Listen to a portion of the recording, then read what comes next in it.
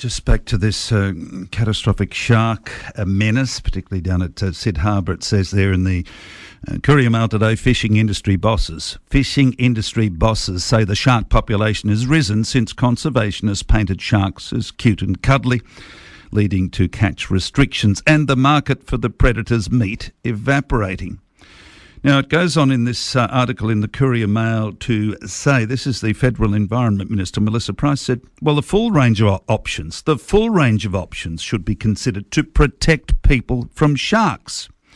She said, in this case, the main species of concern, that's tiger sharks and bull sharks, they're not protected.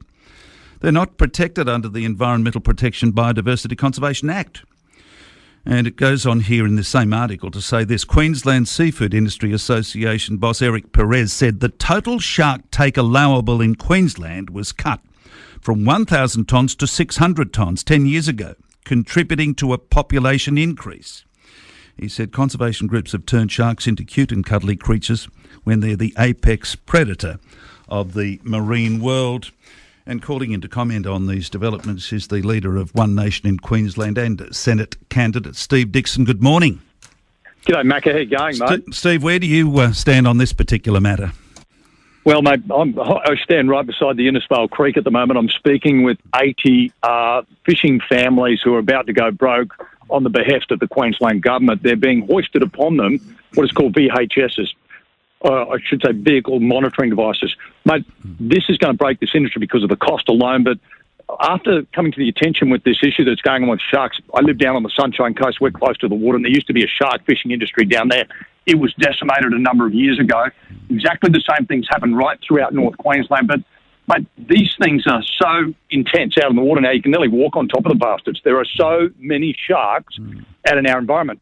I had a mate ring me this morning. He owns a big plumbing business down on the Sunshine Coast. He was booked in to go for a family holiday up in the Whitsundays over the Christmas break. You know what he rang me and said? He said, I'm not going up there. I am too scared to allow my family to go swimming in the water.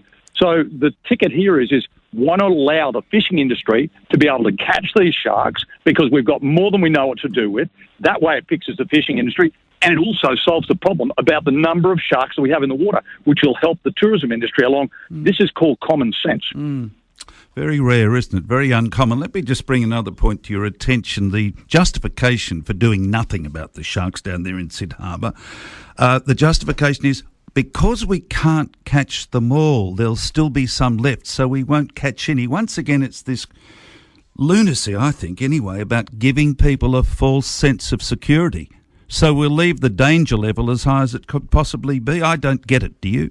Macca, I think our country, it's starting to go backwards, and I think the things that are being implemented by governments, and that's both sides, I think it's really having a huge impact. I mean, you know, we've got brown snakes coming out our front bloody door now, and I'll be brutally honest with you, mate, these things are protected, but do you want a brown snake at your front door? You know, your kids walk out there, your missus walks out there. Do you want sharks everywhere? I mean, crocodiles are in bloody plague proportion. Sharks are in plague proportion. Is this going to be the new tourist industry for Australia? Come here and see if we can kill you. I mean, that's not what we want to portray to the rest of the world. We are a tourism mecca, and we want that to grow. This is an opportunity for politicians to get off their backside, do something real, and protect human life. I mean, start showing some pictures of the poor bastard who just got killed the other day with his body ripped to pieces and see what people think of that. But no, we won't do that because it's going to hurt people's feelings. Maybe we need to start to do that. And I sympathise with anybody who loses their life. That's a family member. Who's going to be the next family member who gets taken from somebody? Is it my mum and dad? Is it your mum and dad? Is it our kids? Is it our grandkids? I mean, let the fishing industry thrive. Let's cull these bloody sharks, mate. I'll say it. I've been in politics most of my life. Politicians today are too bloody gutless to stand up and do what needs to be done and say what needs to be done. We've got the guts to do that in our organisation. I know Catters are pushing exactly the same barrow. They're doing the right thing. I think the ALP and the LNP need to really get their head out of the sand and start protecting human life at the very least, but also promoting business. Think of the fishing industry. This is a win-win for everybody. And I'm sorry to say, this time the sharks need to lose.